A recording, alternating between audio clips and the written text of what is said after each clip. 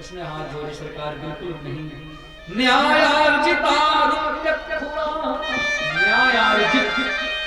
न्यायपूर्वक कमाया गया धन था वो सोना, इसके बाद भी तुमको गिरगिट बनना पड़ा।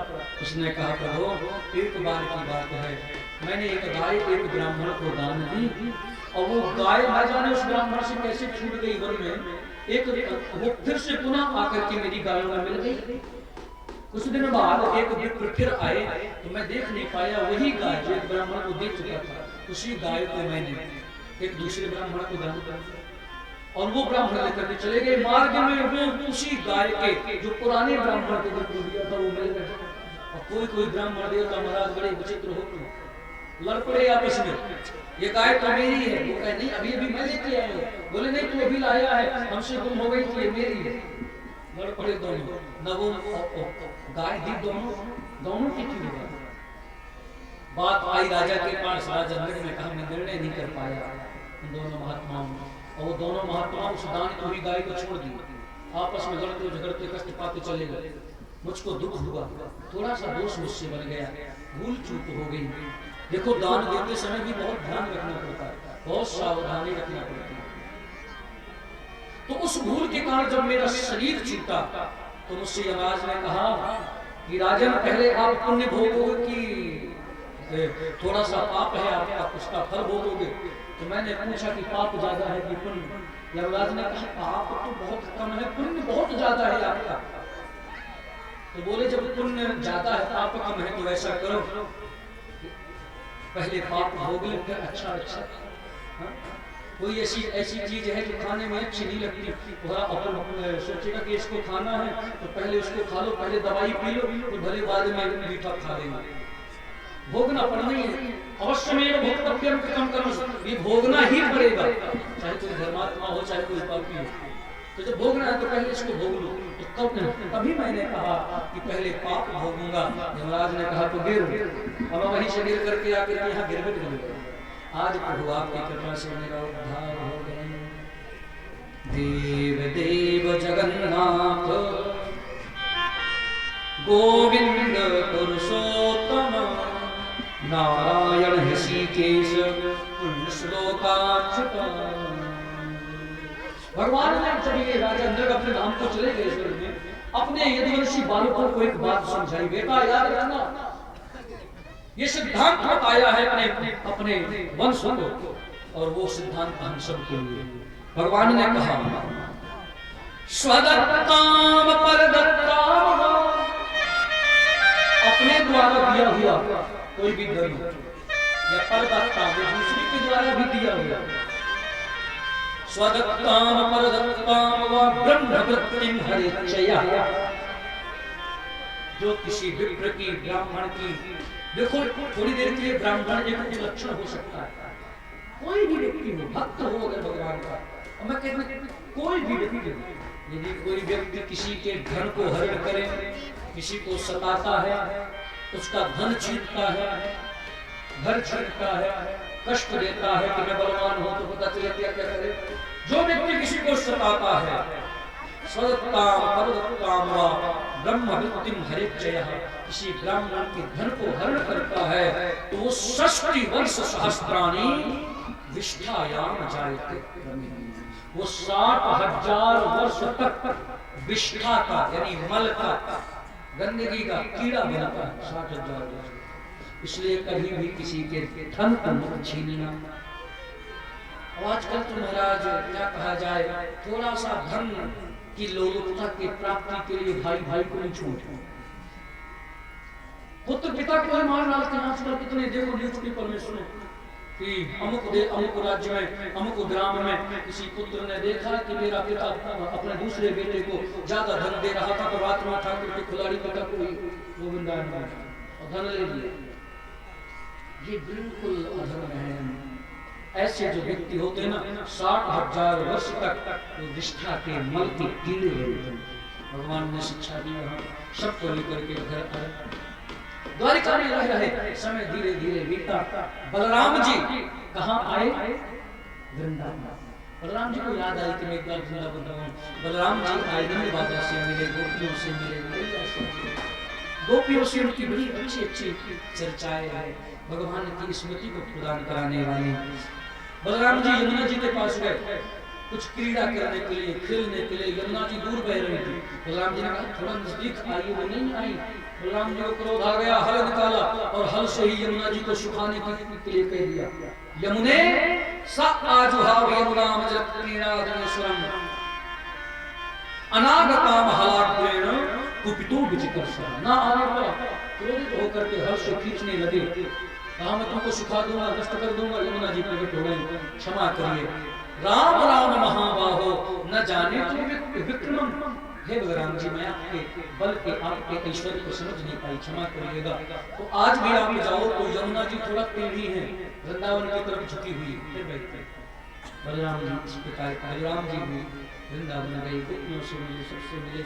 जब भगवान द्वारिका में थे उस समय एक मुंह बोला अपने आप को भगवान मानने लगा। लोगों ने कह दिया तुम किसी भगवान से कब थोड़ी हो। उसका नाम था पौंड्रक। उसका एक मित्र था, उसकी कुसंग भैया क्यों ना कुसंग पाए हसाई। और आजकल भी ऐसे मित्रों की कमी नहीं है, जो स्वयं तो नष्ट होंगे ही, साथ में दूसरे को कहेंगे कि तू भी आ गया, तू आ गया। दूसरे को माध्यम बना करके स्वयं नरक में जाएंगे, उसको भी बिगाड़ देंगे। ऐसा ही एक व्यक्ति था पौंड्रक। काशी नरेश एक राजा थे, उसके मित्र थे, सब दुष्ट प्रवृत्ति के थे। ये सब द्वारिकाधीश भगवान श्री कृष्ण से द्वेष करते थे। तो जिसके मित्र थे पौंड्रक थे, उन्होंने कहा देखो तू राजा है, तू इतना सुंदर है, तू किसी से कम थोड़ी है। अरे ये द्वारिकाधीश इस समय स्वयं को भगवान मानता है, सब लोग इसको वासुदेव कहते हैं, तू वासुदेव है।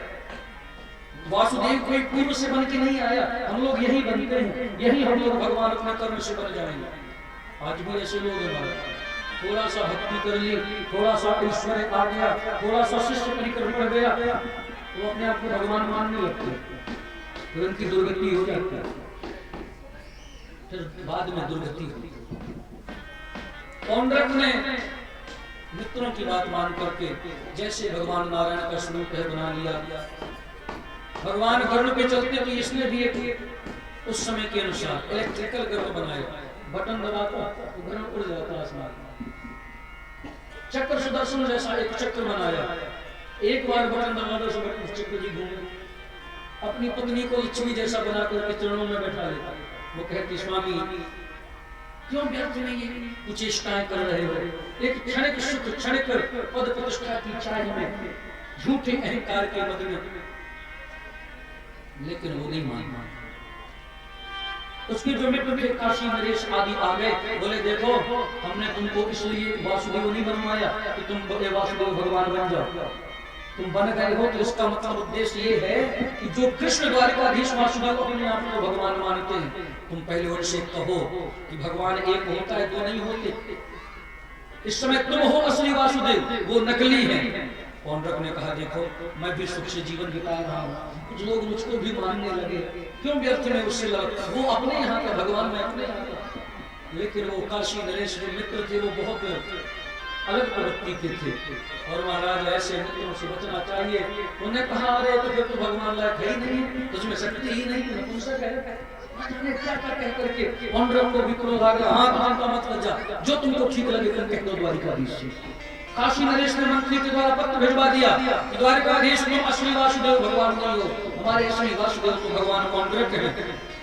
जितने नगरवासी थे सब महाराज अंधभक्त हो गए, सबको लगा कि वास्तव में पौंड्रक भगवान है क्या। जहां देखते कि आसमान में उड़ता तो सब कहते रहते बोलो पौंड्रक भगवान की। देखो यहाँ भी कुछ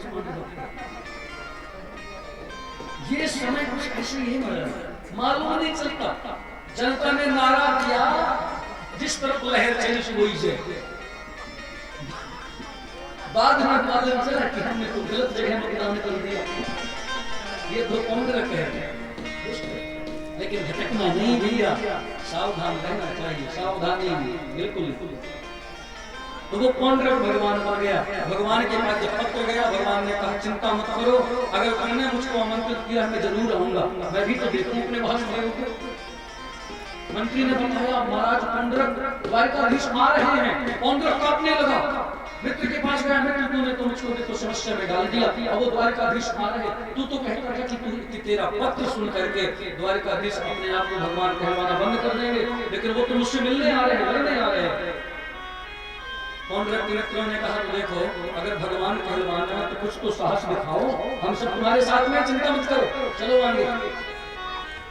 और ऐसे ही दुष्ट मित्र होते, मैंने एक दिन बताया था मित्र की परिभाषा क्या है। पापान निवारयति योजयते हिताय, हित की तरफ जोड़ते हैं जो सत्य मित्र होंगे, और ये ऐसे हैं जहां हित होगा वही जोड़ेंगे। और वो भगवान के सामने आए, भगवान ने जब देखा, भगवान गरुड़ पे चढ़ के आए, तो ये भी महाराज इलेक्ट्रिकल जो गरुड़ था उस पे चढ़ करके आसमान में उड़ने लगा। भगवान ने कहा, वाह मान गए, मानव की भी दिमाग का पार नहीं पाया जा सकता, आके भाई तो मेरा ही अंश थान असली बन जाता है। भगवान ने चक्र सुदर्शन निकाला, उसने भी अपने चक्र घुमाना शुरू कर दिया, लेकिन नकली कितनी देर तक चलती, वास्तविकता तो आएगी ही, वास्तविकता आएगी। और भगवान ने चक्र छोड़ा, काशी नरेश के सर को काट करके बहुत दूर फेंक दिया। तो जैसा मित्र तो सबसे पहले दंड देना चाहिए, सीधे फेंक दिए दूर। और पौंड्रक का भी भगवान ने उद्धार किया, लेकिन पौंड्रक ने इतना रूप धारण करने के लिए मेरा कितना चिंतन किया होगा, कितना चिंतन किया होगा मेरा, मैं कैसा हूँ, कैसे बैठता हूँ, कैसे बोलता हूँ, कैसे रहता हूँ, ये सारी बिल्कुल जो कि क्यों नकल इसने की है, इसने कितना मेरा चिंतन किया है। और मैंने फिर कहा था